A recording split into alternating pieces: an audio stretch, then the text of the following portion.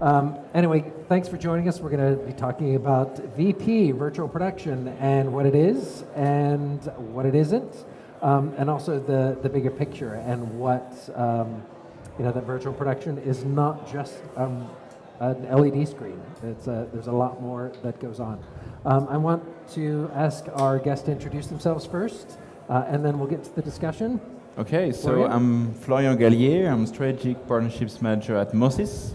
So at Mo-Sys, we are doing pioneering technology for virtual production, such as camera tracking, software in Unreal. But we also provide full VP solution for some studios, and also, of course, the academy. So we are training on virtual production in London, but also in LA, and recently in Bangkok. Great. So. I'm Gavin Glover. I work for Digital Garage. I'm a technical services engineer for virtual production, and we work in systems integrations. Cool. I'm Patrick Goodden. I work for Brompton Technology, and if you don't know who Brompton Technology are, we are a manufacturer of LED processing. So that's sort of one part. In VP, you've got a lot of bits of technology that work together, and our role is taking your video signal and getting it up onto the LED wall while making sure your colors are looking accurate and it's looking good in your camera. So it's pretty much all the work that you do upstream in your content side. You need to push it through our processor and get it on the LED wall. So we've got a very important role, because if that bit falls down, all the good work you've done before fails when it gets to the wall. So we've worked on we run a huge amount of studios worldwide, including, if you just saw the panel before, Garden Studios, that runs on our Brompton Technology. Great. Cool. And then also, we'll do some Q&A towards the end, so if you have any questions, feel free to, or if you have a question in the middle, just feel free to raise your hand. But think about what you might want to be asking as we're discussing. So to sort of back up maybe and start with kind of what is virtual production or what isn't virtual production, because I think there's that, it's a green screen studio, is what people have thought. It's kind of come out of that idea of that there's me, there's a background, and then that's it.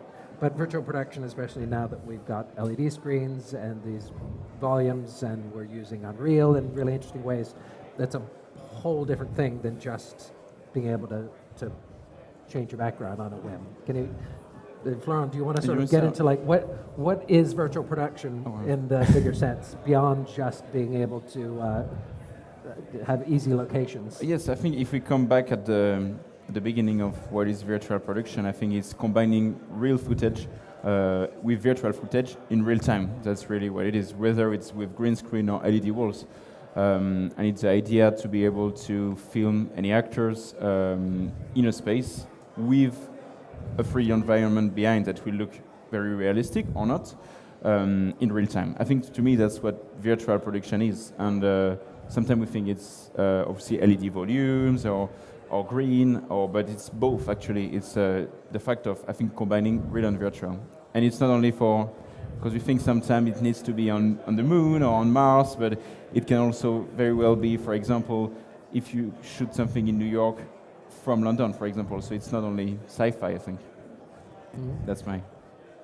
Yeah, I think it also includes things like pre-visualizations and virtual scouting and things like that as well. So not always right at the moment of the production, but in pre-production as well. There's a lot of virtual production stuff there. Mm-hmm.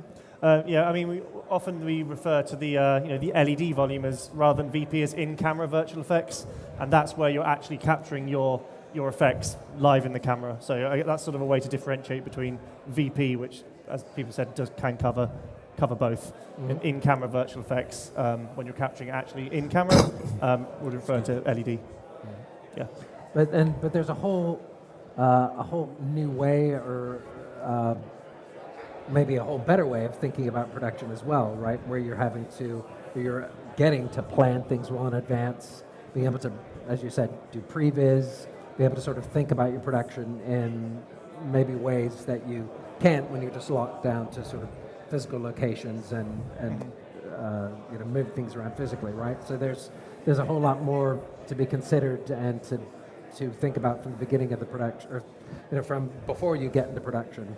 Yeah, it moves quite a lot of that work just So you're moving a lot of that post-production work in terms of the virtual stuff just beforehand, with the goal to capture in camera as close to final pixel as possible, really. So yes, there's still a lot of work, but it's happening before the shoot. A lot of it.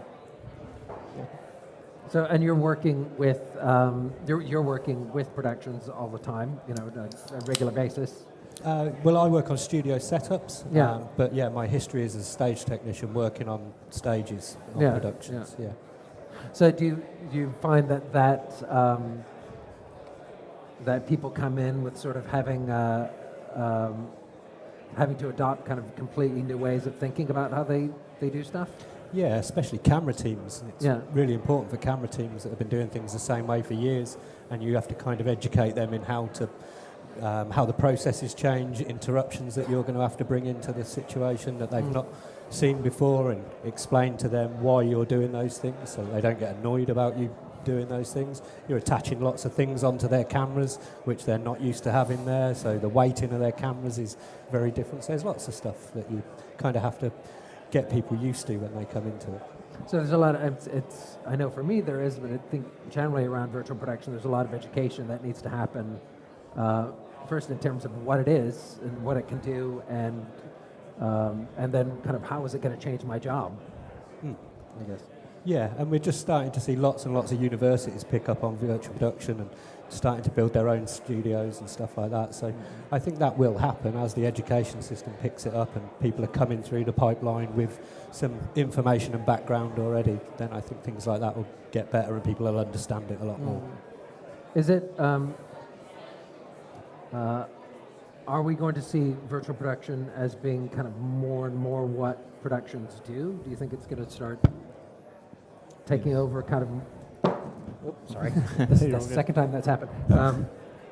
More of what we do in a production is going to be virtual production types of things? I think so, yeah. I mean, the thing is that also, as we were saying, it's not just sci-fi anymore. It's like doing a cost-effective way of producing. And I think also there's been a time, for example, during COVID, I think same for all our companies, is that where production at time, in a way, because they were not filming much during that time, to experiment with that and find out that it's not just for sci-fi, but it's also to be more cost-effective with the way you're producing while being more creative. So it's only benefits, really, and you're able to film more and be more creative while reducing your cost. There's an example of actually a TV pilot that we filmed recently in London, and it's not science fiction, it's not something that doesn't exist, it's all happening in a trading floor, but in New York. So obviously, for the budget they had, they couldn't travel to New York, so we filmed everything in London, and we had like 7 different locations in virtual, so 7 virtual locations in New York from London, including a trading floor. And I think of 2 weeks of shooting, with a crew of 11 people, we did like 55-minute pilots, TV pilots. So it's another way of doing, I think, virtual production. It's not like it's like a hybrid between green and LED, but again, we use LED, but smaller and more cost-effective. And that's really proves that it's not just for the big, shiny production. Yeah, I think there's an education around that, because when people talk about VP in the pictures that you see, it's often those big, massive volumes. And, and that budget-wise, that's only the big, massive productions can afford that. But, Exactly. a sitcom could easily, if they've got a driving scene, they could send a car out, film some driving plates, and then just wrap the car in a very small amount of LED and film that in a studio, and then they don't need to close roads and get trailers out and all those sort of things. So, yeah, it's just like an education of what virtual production is good for, and it's not just for those massive budget. But also then if you're going to be doing that, if I'm doing that scene in the car for the sitcom, that's also going to be a conversation with the art department, and I guess it wouldn't be like, well, we'll just do a VP car setup. Like, you would have to talk to the art department. They have to think about how they're going to do something differently, and it would seem like if you bring VP in as a possible solution, that then every other department has to start kind of thinking about, well, how does that affect me, and how can I contribute to it? So, yeah, 100%. It's not as quick as that, obviously. But yes, but in terms of just once you've got that workflow down, I think that's a much simpler way of doing those sort of scenes, and it can be much more cost effective.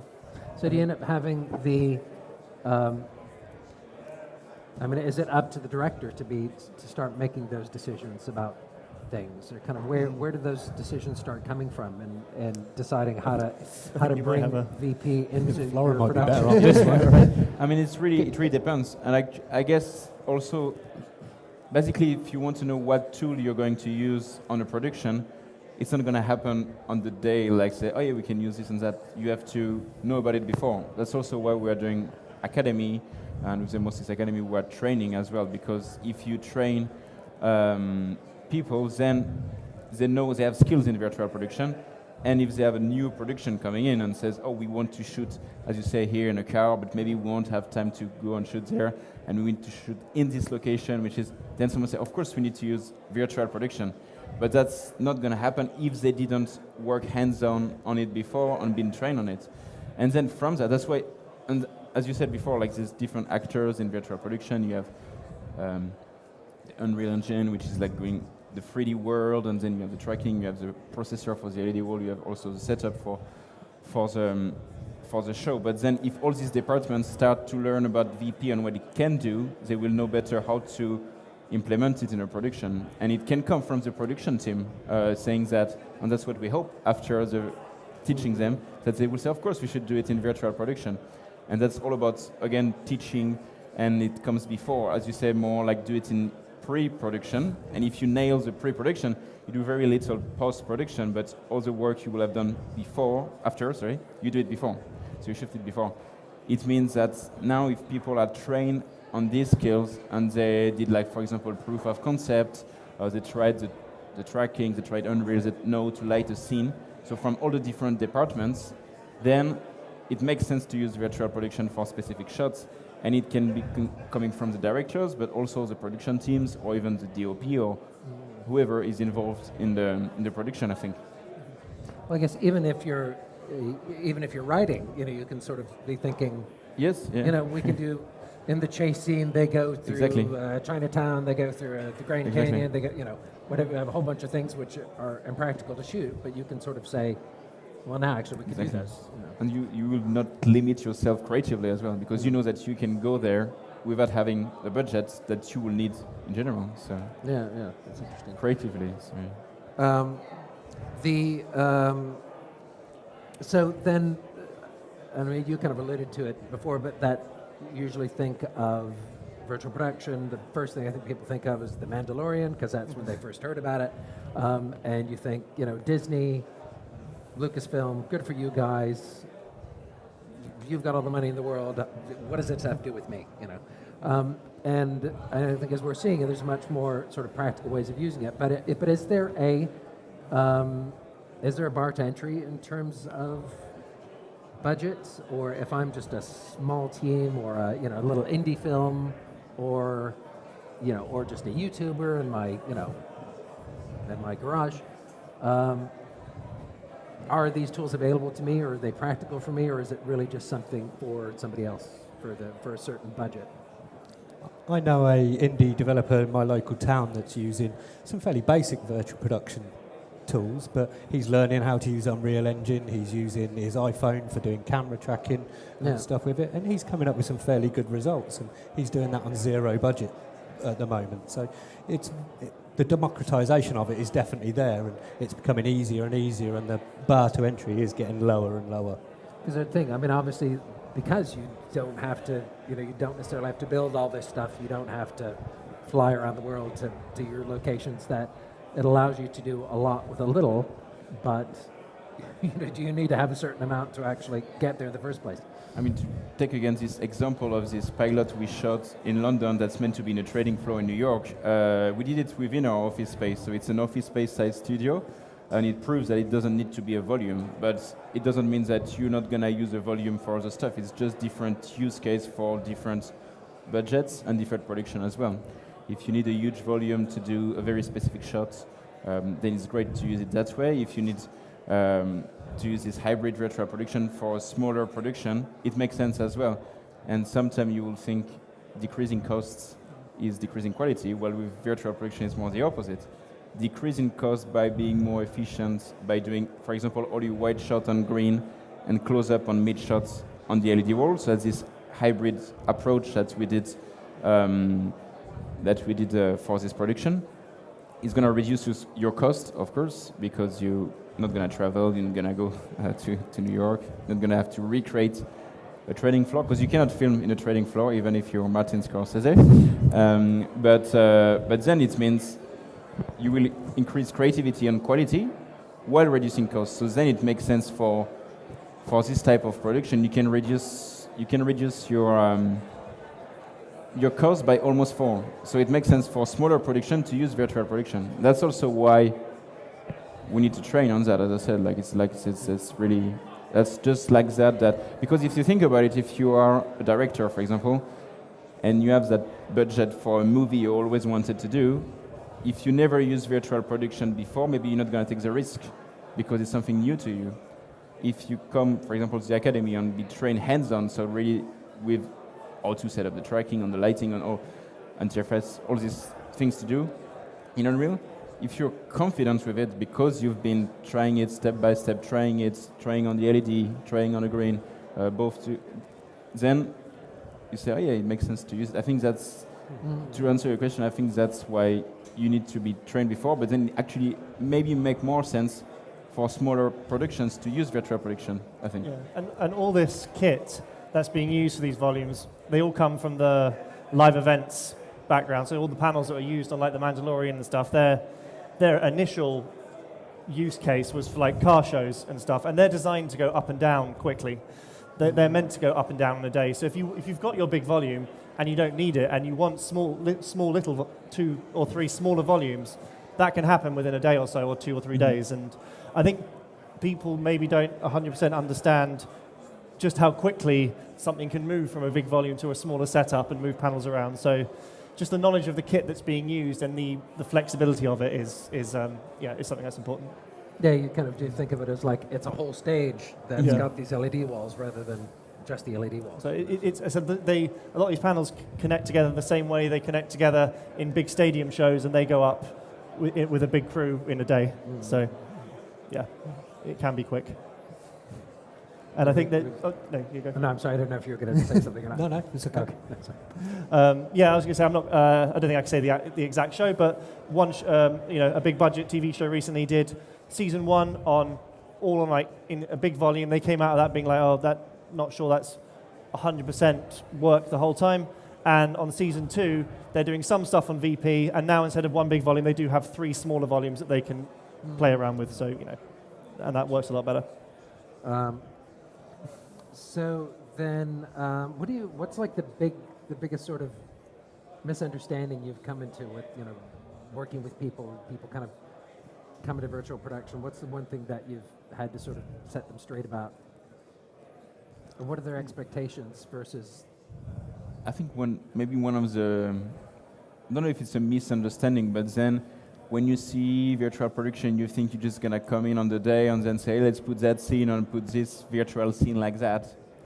It needs a lot of pre-production, which is great because then you can have much more control on the assets, much more control on the environment before all the crew being involved with you on set, and you have the right to try things and to have, happy accidents in pre-production.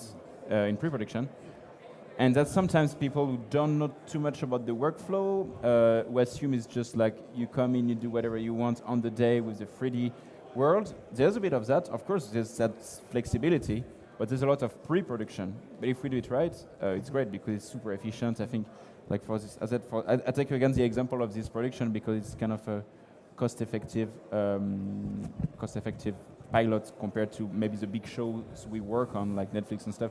But they did 2 weeks of shooting with no overtime, no over budget. But it's only because for 2 months we trained them, and also we trained them 2 weeks in total. That's equivalent of like a kind of VP technician course of the academy if you really want to know in depth virtual production. But also for 2 months we worked in pre-production, so we had the directors coming, say, oh, there's this office in New York looks cool, but maybe we can add a bit of more gold for the character and remove these frames and this kind of stuff. That's something you do in pre-production. You wouldn't do that on the day. You can do a bit of that, but if you want to optimize your assets, etc. And I think that's the main thing people should know about. I think because we're a manufacturer, so we hear problems that are, pretty much that our box can solve, I guess. But one of the things that we've had come in through our support channels is people who don't understand that an LED volume is not sorting every problem, and it's not, you can't do, like we had someone be like, oh, why can't I focus on the LED? Well, because you're going to see the pixels and you're going to ruin the illusion. Why can't I move my camera up and down and do these sort of movements? Well, it's because you capture the refresh of the LED and you start to get artifacts in your camera. And going back to the example that everyone draws on, but if you go, we sort of advised very early on the Mandalorian. We spoke to them about what you can and can't do, and then they were like, oh, okay, cool. So we'll have to plan our shots so we're not doing these vertical movements when you're using the LED, so we don't hit those sort of artifacts. We won't focus too close to the screen because we start to see the LED. And there are still those, there are still limitations. It's not 100%. You can't, it's flexible, but you do need to know where your boundaries are. Yeah, for me, it's just more about the language that's used in virtual production. I think we need to really nail down the language that's used and get people used to it. So knowing the difference between XR and VR and in-camera VFX and all sort of hybrid virtual production, people really understanding and us actually figuring out which name fits to each category properly, I think would really help. Mm-hmm. Is that developing? And it sounds like, you've got the Academy and there's a lot of companies, doing virtual production. Is it a fairly cohesive, consistent vocabulary and terminology, or is it, do you still have people doing that? This person's doing something different, and that person's doing something. Mm-hmm. It's more the catch-all terms that are a problem. Pardon? It's the catch-all terms that are a problem, where people say virtual production and it's got all of these headers underneath it. So actually people starting to use like in-camera VFX or virtual scouting when those are what they actually mean. And people would start to understand it a lot more then. Be less daunting for people. Yeah. I think it's that to unify as well. Like as you said, the beginning it came from the event industry at the beginning, so you had stuff from all around. But now we are more like we have a workflow that is more established. We have these actors, and we know the workflow is a bit more democratized. I think so. Then people start to know more about it as well. Yeah, and like the one thing that the management of like your color workflow and your brightness workflow throughout all these, because there's so many different systems working together. Like you've got your Unreal scene, you might be pushing that through like your Mo-Sys system out into our processor, and like where do you fiddle with the color? Where do you mess with brightness? Like we have ideas of where we tell people we think you should do that within our processor, but some people do it, like we can advise on that, but some people do it, further up the chain in your, in your Unreal scene or wherever. And because all this stuff happened so quickly during the pandemic, all these different ways of working happened, and now people, and I don't think there's not one right answer to these. Everyone's got their own ideas about exactly how the workflow should fit together. And also to come back on that, when you say like different actors, different roles, like you say, when do you go from Mo-Sys to the Brompton processor, for example? But it's also talking between different actors and know what we need. For example, we are doing at Mo-Sys camera tracking, so it's like you put on your camera, and thanks to that, you move your camera around in real time. The parallax adapt on the LED wall. Some people ask us, like, how do we do when we have an LED ceiling, for example? Because the way we do tracking is that we put stickers on the ceiling, and then the tracking sees the stickers, and when you move, you see where you are in real time. So if you have an LED ceiling, it can be an issue. That's why, for example, by discussing with Brompton and working together, we say, oh, we could actually do digital stickers. So we have the digital stickers in the 3D scene, but it's thanks to the integration with Brompton. So it's actors of the virtual production need to talk to each other and to come up with these kind of solutions, I think. Yeah, because all these things have been brought together to make VP, and at the, and often from different origins, like live events and stuff. So yeah, it's important that we talk together and find how each other's systems are working, so we can get the smoothest path forward for people. And it's up and running, so now you can sort of improve on that system now that you've got an ecosystem here. What is kind of some of the things you're sort of excited about, kind of that is coming up with VP that you think people are going to be able to do, or? Yeah, sure. I mean, one of the things that we're working on is a thing called, one problem with LED is these panels have red, green, and blue diodes in them. So they've got like, if you're looking at sort of a spectral chart, there's spikes in red, green, and blue, and the entire spectrum, like if you look at sunlight, you get a very like broad spectrum. LED have a very like spiky spectrum, which means when this red, green, and blue color from the LED hits your skin tones, only those colors that exist in the light reflect back. And if you stand in an LED volume and look at people's skin, we all look very red. And that means if you're shooting against that, you're going to have to do work in post-production to sort that out. So things that are coming up is now the introduction of panels with more emitters. So it could be red, green, blue, and like a white emitter, which means you get the spectral output. The color is the exact same, but the spectral output is changed, which means when that color hits your skin and reflects back, you're getting true skin tones in your camera. So we're currently working on we're calling it True Lights, of our support of those panels, pretty much so you can send us the exact same color, and we'll just represent that color differently, but give you the exact same color in your light. So that's one of the things that we're working on that we're excited about. And what about, what are you excited about? For me, it's the coming up? democratization of the technology. So things getting cheaper for people, and people that entry level getting lower and lower, and seeing what other people like indies and stuff can do with it, rather than it just being in the hands of big studios. Yeah, you kind of think like, what would a young Quentin Tarantino have done with virtual production? I think I would agree with you. It's like really the democratization and being its use for use cases that people wouldn't think of using before. And suddenly they say, yeah, it makes sense to use it. And as we said earlier, it doesn't mean you need to do all your shots in virtual production. On this example I was saying earlier, it was a pilot end-to-end VP. But when you film for real, green screen, LED walls, virtual production, they are just tools like any other tool in filmmaking or in broadcast. And it's about using the right tool at the right time. And hopefully, as we said, like hopefully people will make virtual production as one of their tools for storytelling and use it more and more in the coming years. So we have that. Well, it will be like everybody goes over to the director's house to make the movie. It's like, come on over. I've got the volume in my garage. We'll do that. It'll be great. You have people sort of coming to a location to be creative, rather than exactly. having to like. That's what everybody jumps in. At Mo-Sys, what we're trying to do actually as well, because we are also hardware manufacturer at the core. But we are soon going to move in the Mo-Sys power station in Plumstead, actually.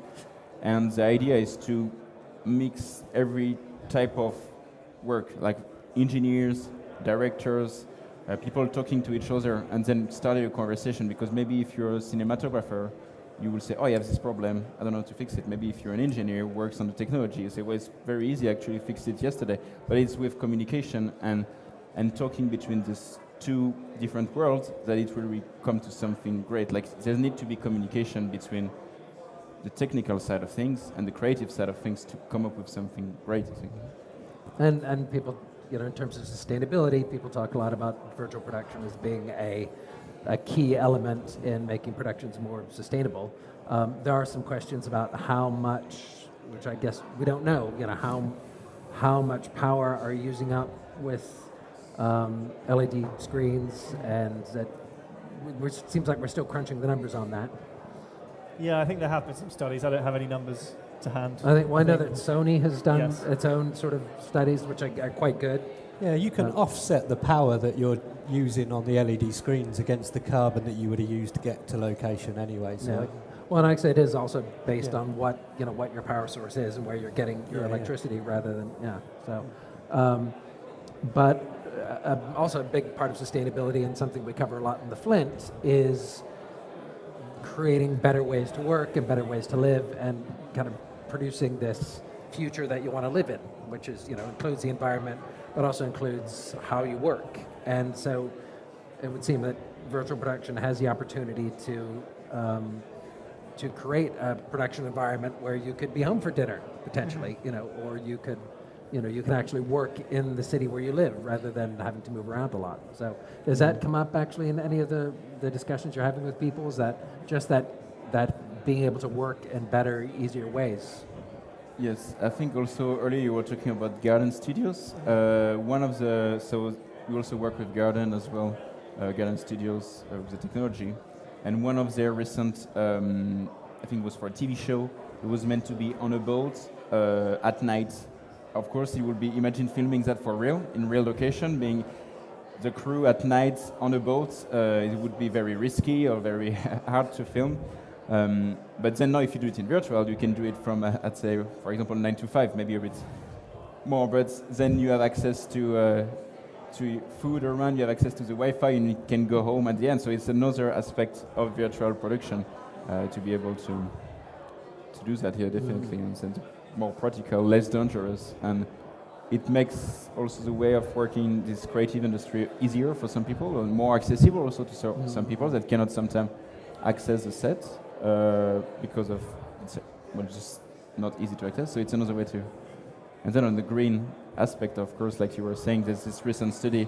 I think they compared like 1 hour of drama on location, and in virtual it was like reduction of 80% of carbon dioxide emission in virtual. But then we were talking about big LED walls, but also we can have different smaller LED walls used in combination with green, but then we can use the same wall but use it with different scenes, so it's much more efficient, and we can reduce even more the consumption of LED as well. So.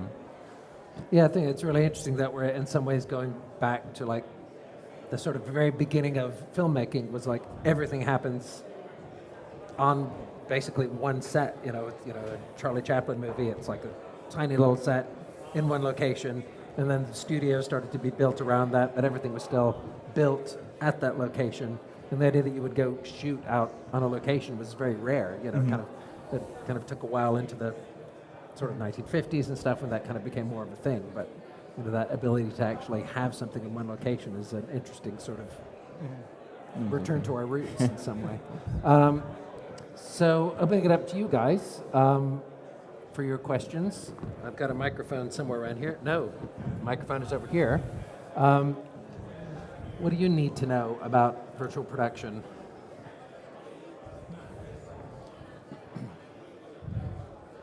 And also introduce yourself, please, if you would. Oh, hi there. My name is Josie, and I'm a DP. And you probably have to speak up because it's noisy. Oh, sorry. Is that better? Yeah. Yes. Okay. Hi, I'm Josie. Just a quick question. Firstly, thanks. That was really, really helpful. Just a quick question. You mentioned about the, I don't know if it was a TV show or a drama, that they decided they saw that some things worked really well, I'm guessing, in the volume, but other things didn't. And when they came to film season 2, they decided to change some of that and not film it in the volume. I'd love to hear a bit more of the feedback you got as to what they felt worked really well and what didn't work so well. I think one of the things that like people don't realize, like when you've got a big volume, like, oh, it'd be great if we could like take out that bit of wall and have like, have a bit of set coming through that bit. And you're like, well, you can do that if you plan the time to build that stuff in. I think the stuff, and also I think the stuff that works, like one of the things that doesn't work is if you've got this huge volume, you're limited to shooting one scene on that volume at one time with all these panels. And even if you've got like a one camera shoot, you might only be using a very small section of that screen is actually being used for the shot. So therefore, with the same amount of tech, you can take, split it into how many, then you can, if you've got multiple studios, you can shoot multiple things at the same time. So I think it's just, and so the cost comes down a lot because suddenly you're still renting the same amount of tech or the same amount of space, but you're shooting 3 things at the same time, I guess. Yeah, but that's the thing. You can have, is it like, in effect, you can have like your second unit happening in the other room kind of at the same time. Mm-hmm. Yeah, I think. Like I say, I didn't get direct feedback from this. I've heard this from someone, so I don't have the exact feedback that they gave, but that's sort of, what I think. No, agreed, yeah, and that's also what we try to do with the hybrid workflow, is to combine. So basically, if you think in terms of LED walls, you have the same size of LED wall, but divided in, for example, 2 or 3, depending on the size you have on the space. But then it makes sense to use LED walls more for the close-up on the mid-shot, because that's where you have reflection in the glasses. It's not hard to key, because you can do a close-up and you don't have to key out the green, which is sometimes hard on a close-up. So then it makes sense to do it on the LED. But why would you have such a big wall when you can do all this wide shot on the green? So you might as well use the same kind of acting space of the wall, but for 3 different scenes, than for just one, I think. And everything else you can do on the green, you do on the green. I think. Agree. Do you have situations where you're working, working in virtual production and somebody's like, oh, we need to shoot this on location, like rather than, going the other way, oh, we need to do this in VP, that somebody's like, oh no, we definitely need to go out to the location and get these extra shots. Does that ever happen the other way? There's sometimes where being on location is a better idea than being in virtual production, though. If you just want to shoot a cafe scene somewhere, then what's the point in setting up a huge virtual production thing? I just wanted just to go to a cafe. We need to road. make sure we have to get out to the cafe now. So it's not the right thing for every situation, but if there's limitations in you getting to where you wanted to go, then virtual production can solve that. But if it's just a local thing that you want to shoot, then it's not always the right tool. Yeah. But if you want to shoot like very specific like lighting, then if you want to shoot like a sunset scene, you could have that all day in the volume, and you might have that for an hour on location. And if it's overcast or it's raining, it might get ruined. So if you're doing something very specific like that sort of sunset scene, you could do it in a much shorter period of time on a volume than in real life. Yeah. Now, wait for the mic, because the camera is more likely to pick you up. Hi there, my name's Ben, I'm a producer. I was just wondering about And doing, do try to speak up if you can. doing multiple cameras on set, so you can have different refreshes to have different cameras. Is that something you're looking into? Yeah, so you can do that. So if you run the LED wall like doubly as fast, you can show two scenes like A, B, A, B, A, B, and then have your camera just capture camera shutter open when only its specific viewpoint is on the screen. There are limitations. So if you're doubling like 24 for film up to 48, it's to the eye, it's not fast enough that the eye combines those two frames together, and it looks very flashy. So it's not really something you'd be able to work against. Then you might have to go up times it by 4 to get near 100, but then you're limiting your camera shutter to 90 degrees maximum. On a rolling shutter, you might need to be down like 45 degrees, which creatively might not be a compromise someone's willing to make on a film shoot. If sort of in more TV broadcast world where you might have a base at like 50, you're in a much more free space, and especially on like TV and stuff, they're probably less precious about the exact camera angles that they're using, camera shutter angles they're using and things, and therefore you might be able to, like using global shutter cameras, capture each individual frame easier, and running at like 100 frames a second, 150, 200. At that point, to the eye, the flashing images kind of combine into one to the eye, so it's much more pleasant to work against. Talent, that's not a nice environment to work in for a long time. If you've got a flashing environment with two different images, it can be quite disorientating for people, especially if they're not used to being in that environment. When you first go in there, it can put people off a little bit. In the broadcast world also for that, so that's this way to use. We also came up with a solution which is also another way to do it, like we can do it that way, or we can also do it we are doing Previs of the cameras, but it's AI powered, so it's gonna deter the presenter or the character or the actors in real time. So you can have a pre-visualization of the first frame, which is basically the perspective of what the camera is gonna look like on the other side. Just one will be on the wall. So it's just one, so we call that multi-view XR. So you have multi-views. 3 of them are previews. If you have 4 cameras, you can go as many cameras you want. And then one is the real view, but then when you switch to the preview you have, it will switch on the wall as well. So it's also an alternative to do it. There's different ways to do it, and we came up with this one. Many ways to do multi-view.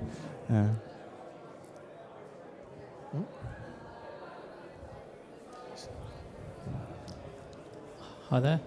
Sheetan Patel, Exacta Technologies. Question I had, so actually really useful hearing about the screen and sort of camera infrastructure. How do you size the compute requirement to drive, these large screens, whether it's small volumes or large?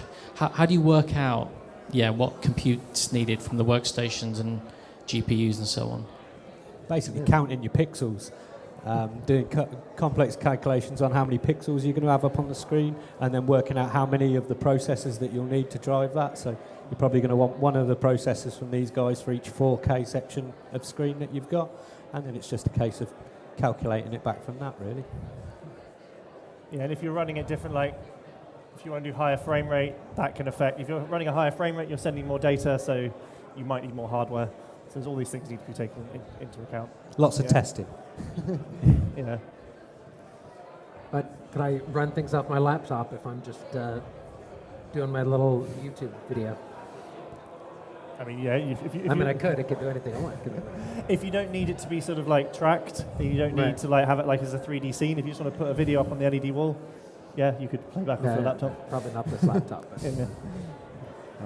But yeah, once you want to introduce tracking or 3D elements and things like that, that's when you need to go to a more complex system. And then do you have are there servers in the back room running all the thing? What's the physical infrastructure there on site that's actually on a large stage? You'll have a bank of computers. Each render node will take care of a different section of the screen. So it's all split up into sections. Each one is controlled by a render node, which is a separate machine. And then you probably have a render node that's just for the frustum as well, so that everything outside of it is a lower resolution, everything inside is a high resolution. So you can use a lot of computers to keep a big stage going. If you've got one like the Disney stages or ILM stages, then they can have like 8 to 12 computers running them with the same amount in backup ready to go as well. Yeah, for us, I mean, what we call server is basically like gaming PC in a way, because you have the graphic cards, usually it's GPUs from NVIDIA, so it's close to gaming PC, because we come from the Unreal Engine, which is mainly what is used at the moment for virtual production, comes from the gaming world, if you think about it. So you need to think a bit in, if you are thinking of running a video game in real time, and then that's going to be behind the actors, basically. So that's what our server look like. It's basically a equivalent of a gaming PC, and then we communicate with Brompton, for example, for driving the wall. So then we communicate with the processor, and we receive tracking data from the star tracker, and it goes to the computer. So it's not a crazy setup in terms of server, but you ask, can I use my laptop? I guess if you do Previs, if you just use Unreal to lock your shot and to do pre-visualization, so kind of a very advanced storyboards, and you could do it on your laptop, and then you can scale to a bigger production. And then, of course, if you do it in real time, like you said, then you're not going to run it on a laptop. But yeah, you might want to buy an external graphics card at that point. Yeah. As a start, you could do Previs on that. But when I say Previs, sorry, I don't mean with tracking. I mean fully virtual, when you have only 3D characters, just very rough to do the storyboard, etc. And then obviously we need to come on set. But for the first ideas, why not? I mean. Yep. Hi, my name is Vincenzo from DIT. I was wondering what is your relationship with the DIT, where your role stops and where the DIT works, especially in a live grading environment. Can't hear. We couldn't hear very well. Sorry, any better? Yes. A little bit Okay. better. I was just wondering what's your relationship with the DIT. You were saying that sometimes you need to approach camera much earlier during pre-production, but on the shooting and in pre-production, will you still need to work with the DIT, especially to define the color workflow or the data management workflow? Cool. So I understood when you're working in the DIT throughout the process, and when you start doing that pre-production or during those stuff. Yeah. Okay. Yeah. Working with DITs, they're pretty good these days at knowing what's going on in there. It's more the camera teams that, because DITs have come from a digital world anyway. Camera teams often, they've been doing the same thing for 50 years, and you're coming along suddenly and saying, oh, we want to change how you do this, we're going to add this interruption into your process. And so if they're new to it, that can be a frustration for them, especially if they're very well drilled teams, and a lot of these camera teams are, So if you want to change processes for them, then you have to tell them why it is that you're doing it, and you have to communicate why your interruption's important. And once you've done that, most of them are pretty forgiving on it. We do a few things like try and make the lives a bit easier, I guess, because our software is a user interface that someone like a DIT won't know. So we do have an API that can integrate with other softwares that DITs do know. So they can integrate, like let's say, like POM4 LiveGrade. So they could use LiveGrade and control our processor. So they can use tools that that they know to control our software that they probably wouldn't know. So there's a few things that we try and do to make it a little bit easier for people. Mm-hmm. And when you were saying like it's more the camera teams that need to be trained rather than the IT, I would agree. And also, if you are working with cameras, you need to work hands-on. So that's why with our approach with the academy is to do it hands-on. So you don't have more than, let's say, 2 students per camera, because you're gonna learn how to set up the tracking, or to interface with the processor, or to interface with Unreal, etc. And that's things you need to do on set. And when you arrive on set, you didn't do it before, then you don't know how to do it. So you have to do it before, during the academy, during the teaching and training. If you redo it many, many times, then you know to do it, and you have the confidence to do it when you're on set. You say, yeah, I'm going to put my tracking here, I'm going to put my lighting there. But that's because you've done it before and not in a production for the first time. So that's what we emphasize on with the academy. Unfortunately, we're out of time. Oh. Thank you so much, Florian, No problem. Gavin, Thank you. Patrick. Thank you. Join me in thanking my guests. Thank you. Our guests.